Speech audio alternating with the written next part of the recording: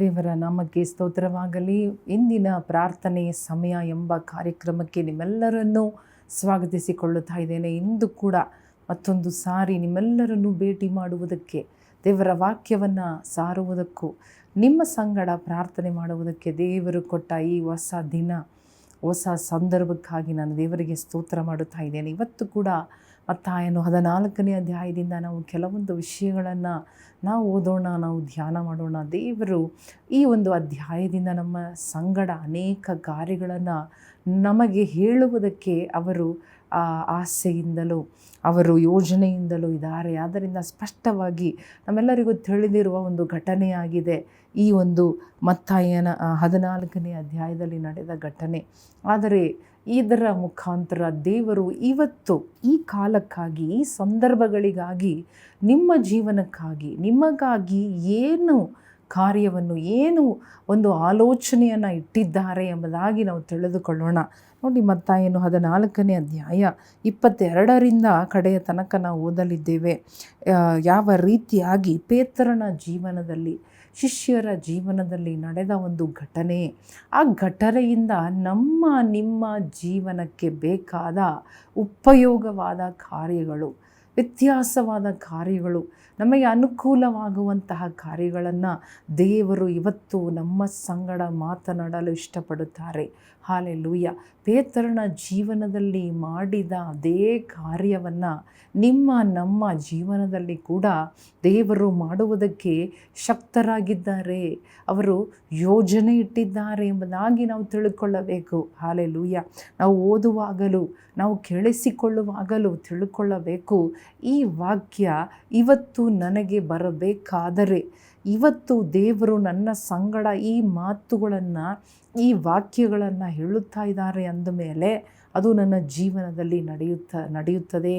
ಖಂಡಿತ ದೇವರದನ್ನು ನೆರವೇರಿಸುತ್ತಾರೆ ಎಂಬ ಭರವಸೆ ನಮ್ಮಲ್ಲಿ ಬಂದು ಬಿಡಬೇಕು. ದೇವರ ವಾಕ್ಯವನ್ನು ಕೇಳುವಾಗಲೇ ನಮ್ಮ ಜೀವನದಲ್ಲಿ ನಂಬಿಕೆ ಅದು ಹುಟ್ಟುತ್ತದೆ. ಮಾತ್ರವಲ್ಲದೆ ಆ ನಂಬಿಕೆ ಬೆಳೆಯುತ್ತದೆ. Hallelujah. There is hope, there is faith. ಒಂದು ನಂಬಿಕೆ, ಒಂದು ನಿರೀಕ್ಷೆ ಹುಟ್ಟುತ್ತದೆ. ಹೊಸ ನಿರೀಕ್ಷೆ ಬರುತ್ತದೆ, ಹೊಸ ನಂಬಿಕೆ ಬರುತ್ತದೆ. ಮಾತ್ರವಲ್ಲದೆ ನಂಬಿಕೆ ಕುಂದಿ ಹೋದರೂ ಕೂಡ ಆ ನಂಬಿಕೆ ಹೆಚ್ಚಾಗುತ್ತದೆ, ಬಲವಾಗುತ್ತದೆ. ಹಾಲೆಲೂಯ. ದೇವರ ವಾಕ್ಯಕ್ಕೆ ಅಷ್ಟು ಶಕ್ತಿ ಇದೆ. ಹಾಲೆಲೂಯ. ನಿಮ್ಮ ಪರಿಸ್ಥಿತಿಗಳನ್ನು ಆ ವಾಕ್ಯವು ಬದಲಿ ಮಾಡುತ್ತದೆ. ಆದ ಕಾರಣ ನೋಡಿ, 22ನೇ ವಾಕ್ಯವನ್ನು ಓದುವಾಗ, ಇದು ಆದ ಕೂಡಲೇ ಆತನು ತನ್ನ ಶಿಷ್ಯರಿಗೆ, ನಾನು ಈ ಜನರ ಗುಂಪುಗಳನ್ನು ಕಳುಹಿಸಿ ಅಷ್ಟರೊಳಗೆ ನೀವು ದೋಣಿಯನ್ನು ಹತ್ತಿ ಮುಂದಾಗಿ ಆಚೆ ದಡಕ್ಕೆ ಹೋಗಿರಿ ಎಂದು ಬಲವಂತ ಮಾಡಿದನು.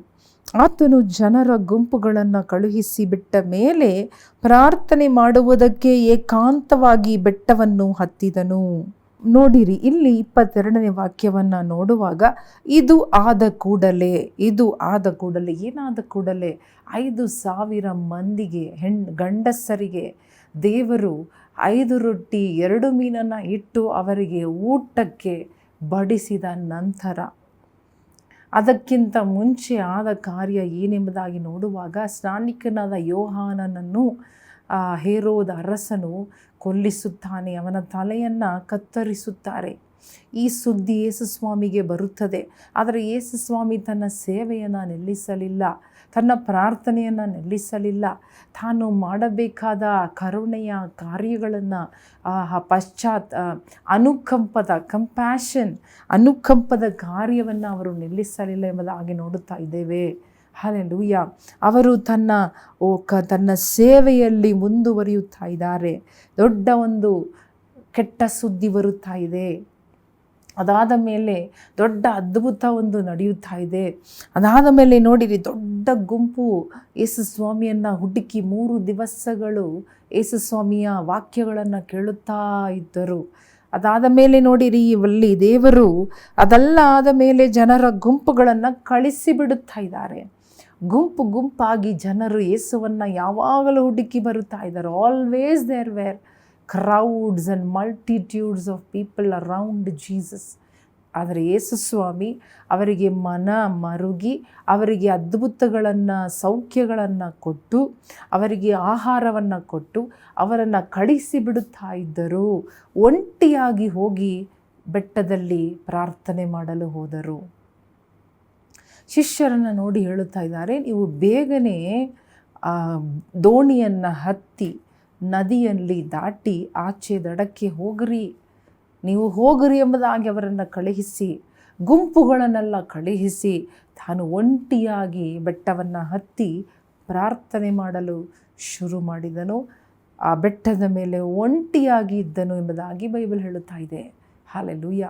ಎಷ್ಟೇ ದೊಡ್ಡ ಗುಂಪು ನಮ್ಮ ಸುತ್ತಲೂ ಇದ್ದರೂ ಕೂಡ ನಾವು ಗುಂಪಿನಿಂದ ದೂರವಾಗಿ ದೇವರ ಸಂಗಡ ಒಂಟಿಯಾಗಿ ಕಾಲ ಕಳೆಯುವವರಾಗಿ ಇರಬೇಕೆಂಬುದಾಗಿ ಮೊದಲನೆಯದಾಗಿ ನಾವು ನೋಡುತ್ತಾ ಇದ್ದೇವೆ. ಮೊದಲನೆಯದಾಗಿ ದೇವರು ಹೇಳುವ ಕಾರ್ಯ ಏನು? ನೀನು ಗುಂಪುಗಳನ್ನು ಕಳುಹಿಸಿಬಿಡು. ಒಂದು ದೊಡ್ಡ ಗುಂಪು ನಮ್ಮ ಸುತ್ತಲೂ ಇರುವಾಗ ನಾವು ದೇವರೊಟ್ಟಿಗೆ ಒಂಟಿಯಾಗಿ ಸಮಯ ಕಳೆಯುವುದಕ್ಕೆ, ಪ್ರಾರ್ಥನೆ ಮಾಡುವುದಕ್ಕೆ, ದೇವರ ಚಿತ್ತವನ್ನು ಅರಿತುಕೊಳ್ಳುವುದಕ್ಕೆ ಸಾಧ್ಯ ಆಗುವುದಿಲ್ಲ. ಆ ಯೇಸು ಸ್ವಾಮಿ, ಆ ದೇವಕುಮಾರನೇ ಗುಂಪುಗಳನ್ನು ಕಳುಹಿಸಿಬಿಟ್ಟು ಶಿಷ್ಯರನ್ನು ದಡಕ್ಕೆ ಕಳುಹಿಸಿ ತಾನು ಒಂಟಿಯಾಗಿ ತನ್ನ ತಂದೆಯ ಜೊತೆಗೆ ಪ್ರಾರ್ಥನೆ ಮಾಡುವುದಕ್ಕೂ, ತಂದೆಯ ಬಳಿಗೆ ಬೇಡಿಕೊಳ್ಳುವುದಕ್ಕೂ, ತಂದೆಯ ಚಿತ್ತವನ್ನು ಅರಿತುಕೊಳ್ಳುವುದಕ್ಕೂ, ತನಗೆ ಬಲ ಬೇಕು, ತನಗೆ ಜ್ಞಾನ ಬೇಕೆಂಬುದಾಗಿ ತಂದೆಯ ಬಳಿಗೆ ಮಾತನಾಡುವುದಕ್ಕೆ ಹೊರಟು ಹೋದರು. ಅಂದ ಮೇಲೆ ಎಷ್ಟರ ಮಟ್ಟಿಗೆ ನಾವು ಸಮಯ ತಕ್ಕೊಂಡು ಗುಂಪಿಂದ ಹೊರಗಡೆ ಬರಬೇಕು ಎಂಬುದಾಗಿ, ದೇವರ ಸಂಗಡ ಒಂಟಿಯಾಗಿ ಕಾಲ ಕಳೆಯುವುದು ಎಷ್ಟು ಮುಖ್ಯ, ಎಷ್ಟು ಅಗತ್ಯ, ಎಷ್ಟು ಬೇಕಾದದ್ದು, ಉತ್ತಮವಾದದ್ದು ಎಂಬುದಾಗಿ ನೋಡಬೇಕು, ತಿಳಿದುಕೊಳ್ಳಬೇಕು. ಈ ಕಾಲಘಟ್ಟದಲ್ಲಿ ದೇವರೊಟ್ಟಿಗೆ ಒಂಟಿಯಾಗಿ ಸಮಯ ಕಳೆಯೋಣ. ತಂದೆಯೊಟ್ಟಿಗೆ ಮಾತನಾಡುತ್ತಾ ಇದ್ದಾರೆ. ಎಸ್, ಅವರಿಗೆ ದುಃಖ ಇದೆ. ತನ್ನ ಸ್ನಾನಿಕನಾದ ಯೋಹಾನನನ್ನು ಕಳಕೊಂಡ ದುಃಖ, ಆ ಮರಣದ ಶೋಕ, ಹಿ ಹ್ಯಾಡ್ ಟು ಮೋರ್ನ್. ಅವರಿಗೆ ಒಳಗಡೆ ದುಃಖ ಇದೆ, ಶೋಕ ಇದೆ, ಮರಣದ ಸುದ್ದಿ ಅವರಿಗೆ ಬಂದಿದೆ. ಆದರೂ ಅವರು ಒಂಟಿಯಾಗಿ ತನ್ನ ತಂದೆಯ ಬಳಿಗೆ ಹೋಗಿ ಸಮಯ ಕಳೆದು ಪ್ರಾರ್ಥನೆಯಲ್ಲಿದ್ದಾರೆ. He was in prayer. It was too late. It was the middle of the night. ಹೊತ್ತು ಹೆಚ್ಚಾಗಿತ್ತು. It was middle of the night. ಅದು ನೈಟ್ ಟೈಮ್ ಆಗಿತ್ತು, ಹೊತ್ತಾಗಿತ್ತು, ಮಲಗುವ ಸಮಯ, ವಿಶ್ರಾಂತಿಗೆ ತಕ್ಕೊಳ್ಳುವ ಸಮಯ, ಇಡೀ ದಿನ ಸೇವೆ, ಮನಸ್ಸಲ್ಲಿ ದುಃಖ. ಆದರೂ ಯೇಸು ಸ್ವಾಮಿ ಒಂಟಿಯಾಗಿ ತನ್ನ ತಂದೆಯ ಜೊತೆಗೆ ಮಾತನಾಡುವ ಕಾರ್ಯವನ್ನು ನಾವಿಲ್ಲಿ ನೋಡುತ್ತಾ ಇದ್ದೇವೆ.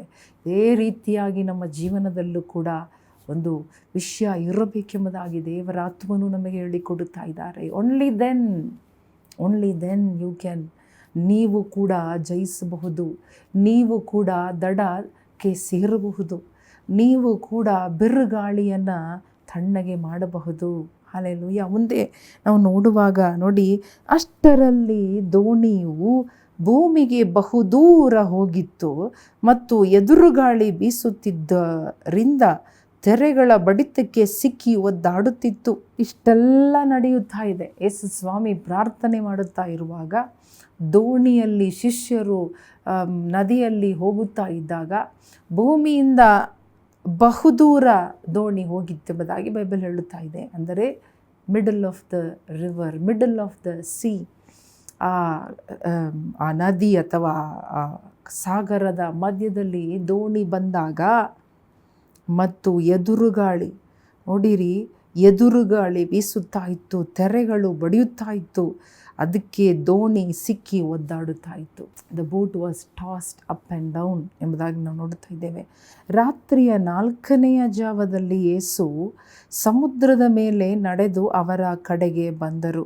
25ನೇ ವಾಕ್ಯ ಹೇಳುತ್ತಾ ಇದೆ, ಇಂತಹ ಸಂದರ್ಭದಲ್ಲಿ ಹಲ್ಲೆಲೂಯಾ ಪ್ರಾರ್ಥನೆ ಮಾಡುತ್ತಾ ಇದ್ದ, ತನ್ನ ತಂದೆಯ ಬಳಿಗೆ ಮಾತನಾಡುತ್ತಾ ಇದ್ದ ಯೇಸು ಸ್ವಾಮಿ ಶಿಷ್ಯರ ಕಷ್ಟವನ್ನು ಕೂಡ ನೋಡುತ್ತಾ ಇದ್ದರು. ದೇವರು ಅವರಿಗೆ ತಿಳಿಸಿದರು, ದೇವರು ಅವರಿಗೆ ಗೊತ್ತು ಮಾಡಿದರು. ಯೇಸು ಸ್ವಾಮಿ ಅದನ್ನು ತಿಳಿದುಕೊಂಡರು. ಆಗ ಅವರು 4ನೆಯ ಜಾವದಲ್ಲಿ ಮುಂಜಾನೆ ಸಮುದ್ರದ ಮೇಲೆ ನಡೆಯುತ್ತಾ ಅವರ ಕಡೆಗೆ ಬಂದರು. ಸಮುದ್ರದ ಮೇಲೆ ನಡೆದು ಅವರ ಕಡೆಗೆ ಬಂದರು. ಯೋಚನೆ ಮಾಡಿ ನೋಡೋಣವ, ಯೇಸು ಸ್ವಾಮಿ ಮೊದಲನೆಯ ಬಾರಿಗೆ ಸಮುದ್ರದ ಮೇಲೆ ನಡೆದು ಅವರ ಬಳಿಗೆ ಬರುತ್ತಾ ಇದ್ದಾರೆ. ಒದ್ದಾಡುತ್ತಾ ಇದ್ದ, ಒದ್ದಾಡುತ್ತಾ ಇದ್ದ, ಬಡಿಯಲ್ಪಡುತ್ತಾ ಇದ್ದ, ಬಿರುಗಾಳಿಗೆ ಸಿಕ್ಕಿಬಿದ್ದ ಶಿಷ್ಯರ ಬಳಿಗೆ ಅವರು ಬರುತ್ತಾ ಇದ್ದಾರೆ. ಹೊಸ ರೀತಿಯಲ್ಲಿ ಇವತ್ತು ನಾವು ಕೂಡ ಇಂತಹ ಪರಿಸ್ಥಿತಿಯಲ್ಲಿ ಬೇಕಾದರೆ ನಮ್ಮ ಪ್ರಾರ್ಥನೆಯ ಜೀವಿತವನ್ನು ಬಲಪಡಿಸಿಕೊಳ್ಳಬೇಕು. ಆಗಲೇ ನಾವು ಇಂತಹ ಪರಿಸ್ಥಿತಿಯಿಂದ ತಪ್ಪಿಸಿಕೊಳ್ಳಲು ಸಾಧ್ಯ, ಅದನ್ನು ದಾಟುವುದಕ್ಕೂ ಸಾಧ್ಯ, ಅದನ್ನು ತಪ್ಪಿಸಿಕೊಳ್ಳುವುದಕ್ಕೂ ಸಾಧ್ಯ, ಅದರಿಂದ ಹೊರಗಡೆ ಬರುವುದಕ್ಕೂ ಸಾಧ್ಯವಾಗುತ್ತದೆ. ನಮ್ಮ ಪ್ರಾರ್ಥನೆ ಜೀವಿತ, ತಂದೆಯ ಬಳಿಗೆ ಮಾತನಾಡುವ ಜೀವಿತವನ್ನು ಬಲಪಡಿಸಿಕೊಳ್ಳ್ರಿ, ಅದನ್ನು ದೃಢ ಮಾಡಿಕೊಳ್ಳ್ರಿ, ಅದನ್ನು ಕಡಿಮೆ ಮಾಡಬೇಡ್ರಿ. ಎಷ್ಟೇ ಗಾಳಿ ಬೀಸಲಿ, ಎಷ್ಟೇ ತಡವಾಗಲಿ, ಎಷ್ಟೇ ಮಧ್ಯರಾತ್ರಿ ಅನುಭವಗಳು ಇರಲಿ, ಆದರೆ ತಂದೆಯ ಸಂಗಡ ಯೇಸು ಸ್ವಾಮಿ ನೋಡ್ರಿ, ಅಲ್ಲಿ ಬಂದಾಗ ಏನಾಯಿತು ಎಂಬುದಾಗಿ ನಾವು ನೋಡುವಾಗ ಅವರು ಇಮ್ಮಿಡಿಯೇಟಾಗಿ ಬರುತ್ತಾ ಇದ್ದಾರೆ. ಮಾತ್ರವಲ್ಲದೆ ಅದನ್ನು ಬರುವುದರನ್ನು ನೋಡಿ ಶಿಷ್ಯರು ಭೂತ ಎಂದು ತತ್ತರಿಸಿ ಭಯದಿಂದ ಕೂಗುತ್ತಾ ಇದ್ದಾರೆ.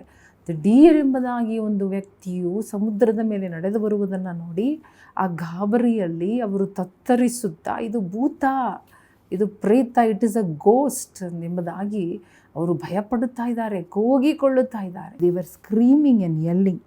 ಆದರೆ ಯೇಸು ಸ್ವಾಮಿ ಹೇಳುತ್ತಾ ಇದ್ದಾರೆ, 27ನೇ ವಾಕ್ಯ, ಕೂಡಲೇ ಯೇಸು ಮಾತಾಡಿ ಅವರಿಗೆ, ಧೈರ್ಯವಾಗಿರ್ರಿ, ನಾನು, ಅಂಜಬೇಡಿರಿ ಎಂದು ಹೇಳಿದರು. ಕೂಡಲೇ, ಹಲ್ಲೆಲೂಯಾ. ಇದೆಲ್ಲ ಶಬ್ದದ ಮಧ್ಯದಲ್ಲಿ ಯೇಸು ಸ್ವಾಮಿಗೆ ಮಾತನಾಡುತ್ತಾ ಇದ್ದಾರೆ. ಹಲ್ಲೆಲೂಯಾ. ನಮ್ಮ ದೇವರು ಮಾತಾಡುವ ದೇವರು. ನಿಮ್ಮ ಯೇಸು ಸ್ವಾಮಿ ಮಾತಾಡುವ ದೇವರಾಗಿದ್ದಾರೆ. ಬಿರುಗಾಳಿ, ಅಲೆ, ತೆರೆ, ಭಯದಿಂದ ಕೂಗುತ್ತಾ ಇರುವ ಶಬ್ದ, ಅಂತಹ ಸಮಯದಲ್ಲೂ ಯೇಸು ಸ್ವಾಮಿ ಕೂಡಲೇ ಮಾತನಾಡಿ, ಧೈರ್ಯವಾಗಿರ್ರಿ, ನಾನೇ, ಅಂಜಬೇಡಿರಿ. Hallelujah. It is me, I am Jesus, fear not ಎಂಬುದಾಗಿ immediately he spoke to them. Immediately. ಇಂಥ ಘಟನೆಗಳಲ್ಲಿ ನಾವು ಜ್ಞಾಪಕ ಇಟ್ಟುಕೊಳ್ಳೋಣ, ದೇವರು ತಕ್ಷಣ ಮಾತನಾಡುವ ದೇವರಾಗಿದ್ದಾರೆ. ಇಂತಹ ಸಂಬಂಧ, ಇಂತಹ ಪ್ರಾರ್ಥನೆಯಲ್ಲಿ ಸಮಯ ಕಳೆಯುವ ಒಂದು ಜೀವನದ ಶೈಲಿ ನಮ್ಮದಾಗಿರುವುದಾದರೆ, ಓ ಹಲ್ಲೆಲೂಯಾ, ನಡು ಸಮುದ್ರದಲ್ಲಿ ಸಿಕ್ಕಿಕೊಂಡು ಒದ್ದಾಡುತ್ತಾ ಇರುವಾಗ ದೇವರು ಇಮ್ಮಿಡಿಯೇಟಾಗಿ ಮಾತನಾಡುವ ದೇವರಾಗಿದ್ದಾರೆ. ಆತನ ಸ್ವರ ನಾವು ಕೇಳಿಸ್ಕೋಬೋದು. There can be many sounds, many screaming, ಮತ್ತು ಬೇರೆ ಬೇರೆ ಸ್ವರಗಳು, ಶಬ್ದಗಳು, ಸೌಂಡ್ಗಳು ಸುತ್ತಲೂ ಇರುವಾಗ ದೇವರ ಸ್ವರ ಕೇಳಿಸಿಕೊಳ್ಳುವುದು ಹೇಗೆ? How is it possible? ಎಷ್ಟೋ ಶಬ್ದ ನೋಡಿ, ಅಲೆಗಳು ಬಡಿಯುತ್ತಾ ಇದೆ, ತೆರೆಗಳು ಬಡಿಯುತ್ತಾ ಇದೆ, ಬಿರುಗಾಳಿ ಬೀಸುತ್ತಾ ಇದೆ, ಭಯದಿಂದ ಶಿಷ್ಯರು ಕೂಗುತ್ತಾ ಇದ್ದಾರೆ. ಇಂತಹ ಶಬ್ದದ ಮಧ್ಯದಲ್ಲಿ ಯೇಸು ಸ್ವಾಮಿ ಮಾತನಾಡಿದ ಕಾರ್ಯ ಪೇತ್ರನ ಕಿವಿಯಲ್ಲಿ ಬಿತ್ತು. ಆಗ ಅವರೆಲ್ಲರೂ ಭೂತ ಎಂಬುದಾಗಿ ಹೇಳುವಾಗ ಯೇಸು ಸ್ವಾಮಿ ಇಲ್ಲ, ನಾನೇ, ಧೈರ್ಯವಾಗಿರ್ರಿ ಎಂಬುದಾಗಿ ಹೇಳುವಾಗ ಅದಕ್ಕೆ ಪೇತ್ರನು ಫಸ್ಟು ಮಾತನಾಡುತ್ತಾ ಇದ್ದಾನೆ. ಸ್ವಾಮಿ, ನೀನೇ ಆದರೆ ನನಗೆ ನೀರಿನ ಮೇಲೆ ನಡೆದು ನಿನ್ನ ಬಳಿಗೆ ಬರುವುದಕ್ಕೆ ಅಪ್ಪಣೆ ಕೊಡು ಅನ್ನಲು ಆತನು ಬಾ ಅಂದನು. ನೋಡಿ, ಇಲ್ಲಿ ಗಮನಿಸಿರಿ, ಪೇತ್ರನು ಅದನ್ನು ಕೇಳಿಸಿಕೊಳ್ಳುತ್ತಾ ಇದ್ದಾನೆ. ನಾನು ಯೋಚನೆ ಮಾಡಿದೆ, ದೇವರೇ, ಇಷ್ಟೆಲ್ಲ ಶಬ್ದಗಳ ಮಧ್ಯದಲ್ಲಿ, ಇಷ್ಟೆಲ್ಲ ಗಲಿಬಿಲಿ, ಭಯ, ಭೀತಿ, ತತ್ತರಿಸುವ ಒಂದು ಪರಿಸ್ಥಿತಿಯಲ್ಲಿ ದೇವರ ಸ್ವರ, ಯೇಸು ಸ್ವಾಮಿಯ ಸ್ವರ ಪೇತ್ರನಿಗೆ ಹೇಗೆ ಕೇಳಿಸಲು ಸಾಧ್ಯ? ಇದು ಹೇಗೆ ಸಾಧ್ಯ? ಹೌ ಕುಡ್ ಇಟ್ ಹ್ಯಾವ್ ಯಾವ ರೀತಿ ಅವನು ಕೇಳಿಸಿರಬಹುದು ಪ್ರಾಕ್ಟಿಕಲ್ ಆಗಿ ಎಂಬುದಾಗಿ ನಾನು ಯೋಚನೆ ಮಾಡ್ತಾ ಇದ್ದೆ. ಅಂದರೆ ಪೇತ್ರನು ಅಷ್ಟು ಗಮನವಾಗಿ ಅವನ ಕಿವಿಗಳು ತೆರೆದಿದ್ದ ಕಾರಣ ನೋಡಿ, ನಮ್ಮ ಗಮನ, ನಮ್ಮ ಕಿವಿ ದೇವರ ಸ್ವರಕ್ಕೆ ತೆಗೆದಿರಬೇಕು ಅನ್ನೋದು ತುಂಬ ತುಂಬ ತುಂಬ ಮುಖ್ಯ. ಓನ್ಲಿ ದೆನ್ ಆತನ ಕಟ್ಟಳೆಗಳು ನಮ್ಮ ಕಿವಿಯಲ್ಲಿ ಬೀಳುತ್ತದೆ. ಕಮಾಂಡ್. ಪೇತ್ರನು ಕಿವಿಯಲ್ಲಿ ಬಿದ್ದ ಕಾರಣ ಅವನು ಹೇಳುತ್ತಾ ಇದ್ದಾನೆ, ಸ್ವಾಮಿ ನೀನೇ ಆದರೆ ನನಗೆ ಕಟ್ಟಳೆ ಕೊಡು. Command me to come to you. ನಿನ್ನ ಬಳಿಗೆ ನಾನು ಸಮುದ್ರದ ಮೇಲೆ ನಡೆಯುವುದಕ್ಕೆ ನನಗೆ ಕಟ್ಟಳೆ ಕೊಡು, ನನಗೆ ಕಟ್ಟಳೆ ಕೊಡು. ಯಾಕಂದರೆ ಪೇತ್ರನಿಗೆ ಗೊತ್ತಿತ್ತು, ಯೇಸು ಸ್ವಾಮಿ ಒಂದು ಕಟ್ಟಳೆ ಕೊಡುವುದಾದರೆ ಅದು ಹಾಗೆಯೇ ನಡೆಯುತ್ತದೆ. If God commands then it will be done, it will happen. ಅಲ್ಲಲ್ಲಿ ಅದು ನಿಲ್ಲುತ್ತದೆ. ಆತನು ಕಟ್ಟಳೆ ಇಡುವಾಗ ನಿಲ್ಲುತ್ತದೆ, ಆತನು ನುಡಿಯುವಾಗ ಅದು ನಡೆಯುತ್ತದೆ. Hallelujah, hallelujah. ನೋಡಿ, ಪೇತ್ರನನ್ನು ಬಾ ಅಂದರು, ಅವನು ಸಮುದ್ರದ ಮೇಲೆ ನಡೆಯಲು ಶುರು ಮಾಡಿದರು. ಹಾಲೆಲೂಯ. ಎಲ್ಲವೂ ನೋಡಿರಿ ಯಾವ ರೀತಿಯಾಗಿ ಅದ್ಭುತವಾದ ರೀತಿಯಲ್ಲಿ ನಡೆಯುತ್ತಾ ಇದೆ. In the middle of the storm, ಆ ಬಿರುಗಾಳಿ, ಆ ಮಿಡಲ್ ಆಫ್ ದ ನೈಟ್, ದೇವರು ನೋಡ್ರಿ, ದೇವರು ಮಾತಾಡುತ್ತಾ ಇದ್ದಾರೆ. ಪೇತ್ರನು ಅದನ್ನು ಕೇಳಿ ನಡೆಯುತ್ತಾ ಇದ್ದಾನೆ. ಆಮೇಲೆ ಒಂದು ಸಂದರ್ಭದಲ್ಲಿ ಅವನು ಭಯಪಡುತ್ತಾ ಇದ್ದಾನೆ. ಅಲೆಗಳನ್ನು ನೋಡಿ ಭಯಪಟ್ಟಾಗ ಅವನು ಮುಳುಗಲು ಶುರು ಮಾಡುತ್ತಾನೆ. ಮುಳುಗುವಾಗ ಸ್ವಾಮಿ ಎಂಬುದಾಗಿ ಕೂಗಿಕೊಳ್ಳುತ್ತಾ ಇದ್ದಾನೆ. ಕೆಳಗಡೆ ಓದಿ ನೋಡುವಾಗ ನೋಡಿ, ಅವನು ಬಾ ಅಂದನು. ಆಗ ಪೇತ್ರನು ಯೇಸುವಿನ ಬಳಿಗೆ ಹೋಗುವುದಕ್ಕೆ ದೋಣಿಯಿಂದ ಇಳಿದು ನೀರಿನ ಮೇಲೆ ನಡೆದನು. ಆದರೆ ಗಾಳಿಯನ್ನು ನೋಡಿ ಭಯಪಟ್ಟು ಮುಳುಗುತ್ತಾ, ಸ್ವಾಮಿ ನನ್ನನ್ನು ಕಾಪಾಡು ಎಂದು ಕೂಗಿಕೊಂಡನು. ಆ ಕ್ಷಣವೇ ಯೇಸು ಕೈ ಚಾಚಿಯವನನ್ನು ಹಿಡಿದು, ಅಲ್ಪ ವಿಶ್ವಾಸಿಯೇ, ಯಾಕೆ ಸಂದೇಹಪಟ್ಟೆ ಎಂದು ಹೇಳಿದನು. ಪೇತ್ರನು ನಡೆಯಲು ಶುರು ಮಾಡುತ್ತಾ ಇದ್ದಾರೆ. ಆಮೇಲೆ ಇಮ್ಮಿಡಿಯೇಟಾಗಿ ಗಾಳಿಯನ್ನು ನೋಡುತ್ತಾರೆ. ಆಮೇಲೆ ಅವರು ಭಯಪಡುತ್ತಾರೆ, ಮುಳುಗಲು ಶುರು ಮಾಡುತ್ತಾರೆ. ಸ್ವಾಮಿ ನನ್ನನ್ನು ಕಾಪಾಡು ಎಂಬುದಾಗಿ. ಓ ಹಾಲೆಲೂಯ. ನೋಡಿ, ಇದೆಲ್ಲ ಯಾಕೆ ನಾನು ಹೇಳ್ತಾ ಇದ್ದೀನಿ ಸ್ಪಷ್ಟವಾಗಿ ಎಂಬುದಾಗಿ ನೋಡುವಾಗ, ಸ್ವಾಮಿ ಬಾ ಅಂದಾಗ ಅವನು ಆ ಕಟ್ಟಳೆಗೆ ವಿಧೇಯನಾಗಿ ಅವನು ನಡೆಯಲು ಶುರು ಮಾಡಿದನು. ಅವನು ಸಂದೇಹ ಪಡಲಿಲ್ಲ. ಆರಂಭದಲ್ಲಿ ಸಂದೇಹ ಪಡದೆ ಧೈರ್ಯವಾಗಿ, ಇದು ನನ್ನ ಸ್ವಾಮಿ ನನಗೆ ಕಟ್ಟಳೆ ಕೊಟ್ಟಿದ್ದಾರೆ ಎಂಬುದಾಗ, ಅದು ಸಮುದ್ರವಾಗಿರಲಿ, ಅದು ಬಿರುಗಾಳಿ ಇರಲಿ, ಅದೇನೇ ಇರಲಿ, ಅದರ ಮೇಲೆ ನಡೆಯಲು ಶುರು ಮಾಡುತ್ತಾ ಇದ್ದಾನೆ. When you obey, when you believe, ನೀವು ಕೂಡ, ನಾನು ಕೂಡ, ನಾವೆಲ್ಲರೂ ಕೂಡ ಈ ರೀತಿಯಾದ ಕಾರ್ಯಗಳನ್ನು ಧೈರ್ಯವಾಗಿ ಸಾಹಸಗಳಿಂದ ನಾವು ಮಾಡುವವರಾಗಿರುತ್ತೇವೆ. ನಮಗೆ ವಿಶ್ವಾಸದಲ್ಲಿ ಕಡಿಮೆ ಆಗಬಾರದೆಂಬುದಾಗಿ ನಾವು ನೋಡುತ್ತಾ ಇದ್ದೇವೆ. ನಮ್ಮ ವಿಶ್ವಾಸದಲ್ಲಿ ನಾವು ಕೊಂದಿ ಹೋಗಬಾರದು. ನಮ್ಮ ವಿಶ್ವಾಸದಲ್ಲಿ ನಾವು ಬಲಹೀನರಾಗಬಾರದು. ನಮ್ಮ ವಿಶ್ವಾಸದಲ್ಲಿ ನಾವು ಚಂಚಲ ಚಿತ್ತರಾಗಬಾರದೆಂಬುದಾಗಿ ಕಲಿತುಕೊಳ್ಳುತ್ತಾ ಇದ್ದೇವೆ. ಪೇತ್ರನ ಜೀವನದಿಂದ ಕಲಿತುಕೊಳ್ಳುತ್ತಾ ಇದ್ದೇವೆ. We are no better people, we are all mortal people. ಆದರೆ ದೇವರು ನಮಗೆ ಹೇಳಿಕೊಡುವ ಕಾರ್ಯ, ಹಲ್ಲೆಲೂಯಾ, ದೇವರು ಹೇಳುತ್ತಾ ಇದ್ದಾನೆ, ಹಲ್ಲೆಲೂಯಾ, ನಾವು ಮನುಷ್ಯರಾಗಿದ್ದೇವೆ. ಆದರೆ ನಾವು ದೇವರನ್ನು ನಂಬುವಾಗ, ದೇವರ ಮೇಲೆ ಕಣ್ಣಿಡುವಾಗ, ದೇವರೊಟ್ಟಿಗೆ ಸಂಪರ್ಕ ಇರುವಾಗ ನಾವು ನಡೆಯಲು ಶುರು ಮಾಡುತ್ತೇವೆ, ನಾವು ಓಡಲು ಶುರು ಮಾಡುತ್ತೇವೆ. ಯಾವ ಬಿರುಗಾಳಿ ನಮ್ಮನ್ನು ಅಡ್ಡಿ ಮಾಡಲು ಸಾಧ್ಯವಿಲ್ಲ, ಯಾವ ಸಮುದ್ರ ನಮ್ಮನ್ನು ಮುಳುಗಿಸಲು ಸಾಧ್ಯವಿಲ್ಲ. ಹಾಲೆಲೂಯಾ. ಆದರೆ ನೋಡಿರಿ, ತಕ್ಷಣ ಸ್ವಾಮಿ ನನ್ನನ್ನು ಕಾಪಾಡು, ಅವನ ಬಾಯಿಂದ ಬಂದ ಕಾರ್ಯ. ನಮ್ಮ ಬಾಯಿಂದ ಇವತ್ತು ದೇವರನ್ನ ಕೂಗಿಕೊಳ್ಳಬೇಕೆಂಬುದಾಗಿ ನೋಡುತ್ತಾ ಇದ್ದೇವೆ. ಕೂಗಿಕೊಳ್ಳುವಾಗ ಅವರು ನಮಗೆ ಸದುತ್ತರವನ್ನು ಕೊಡುತ್ತಾರೆ. ಎಲ್ಲ ಇಕ್ಕಟ್ಟಿನಿಂದ ನಮ್ಮನ್ನು ತಪ್ಪಿಸಿ ಪಾರು ಮಾಡುತ್ತಾರೆ. ಸ್ವಾಮಿ ಅವರನ್ನು ಕೈಚಾಚಿ ಎತ್ತಿದನು. ಆ ಕ್ಷಣವೇ ಯೇಸು ಕೈಚಾಚಿ ಅವನನ್ನು ಹಿಡಿದು ಎತ್ತಿದರು. ಹಾಲೆಲೂಯಾ. ಅಲ್ಪ ವಿಶ್ವಾಸಿಯೇ, ಯಾಕೆ ಭಯಪಟ್ಟೆ? ನನ್ನ ವಿಶ್ವಾಸ ಯಾಕೆ ಕುಂದಿ ಹೋಯಿತು? ಯಾಕೆ ಅದು ಕಡಿಮೆ ಆಯಿತು? ಯಾಕೆ ಚಂಚಲ ಚಿತ್ತನಾದೆ? ನಿನ್ನನ್ನು ಕರೆದಾತನು ನಾನು, ನಿನಗೆ ಕಟ್ಟಳೆಗೊಟ್ಟವನು ನಾನು, ನನ್ನನ್ನು ಯಾಕೆ ನೀನು ಸಂದೇಹಪಟ್ಟೆ ಎಂಬುದಾಗಿ ದೇವರಲ್ಲಿ ಹೇಳಿಕೊಡುವ ಕಾರ್ಯವನ್ನು ನಾವು ನೋಡುತ್ತಾ ಇದ್ದೇವೆ. ಮಾತ್ರವಲ್ಲದೆ ಅವರು ದೋಣಿಯನ್ನು ಹತ್ತಿದ ಮೇಲೆ ಗಾಳಿ ನಿಂತು ಹೋಯಿತು. ಆಗ ದೋಣಿಯಲ್ಲಿ ಇದ್ದವರು, ನಿಜವಾಗಿಯೂ ನೀನು ದೇವಕುಮಾರನು ಎಂದು ಹೇಳಿ ಆತನಿಗೆ ನಮಸ್ಕರಿಸಿದರು. ಹಾಲೆಲೂಯಾ. ಅವರು ಸಮುದ್ರವನ್ನು ದಾಟಿದರು, ಅವರು ದಡಕ್ಕೆ ಸೇರಿದರು. ಅವರು ದೋಣಿಯನ್ನು, ಪೇತ್ರನು ಯೇಸುಸ್ವಾಮಿಯು ನಡೆದು ಹೋಗಿ ದೋಣಿಯನ್ನು ಹತ್ತಿದಾಗ ಆ ಗಾಳಿಯು ಕೂಡ ನಿಂತು ಹೋಯಿತು. ಹಾಲೆಲೂಯಾ. ಅವರು ನಡೆದು ದೋಣಿಯನ್ನು ಹತ್ತುವಾಗ ಗಾಳಿ ನಿಂತು ಹೋಗಿತ್ತು. ಅದರ ಅರ್ಥ ಏನು ಎಂಬುದಾಗಿ ನೋಡುವಾಗ ನನಗೆ ಅನ್ನಿಸುತ್ತದೆ, ಈ ರೀತಿಯಾಗಿ ನನಗೆ ಯೋಚನೆ ಬಂತು, ಒಂದು ವೇಳೆ ಯೇಸುಸ್ವಾಮಿ ಪೇತ್ರನಿಗೆ ಇವೆಲ್ಲ ಕಲಿಸಿಕೊಡುವುದಕ್ಕೆ, ಪೇತ್ರನ ಮುಖಾಂತರ, ಈ ಘಟನೆ ಮುಖಾಂತರ ನಿಮಗೂ ನನಗೂ ಪಾಠ ಹೇಳಿಕೊಡುವುದಕ್ಕಾಗಿಯೇ ಒಂದು ವೇಳೆ ಇದೆಲ್ಲ ದೇವರು ಪ್ಲ್ಯಾನ್ ಮಾಡಿದ್ರ?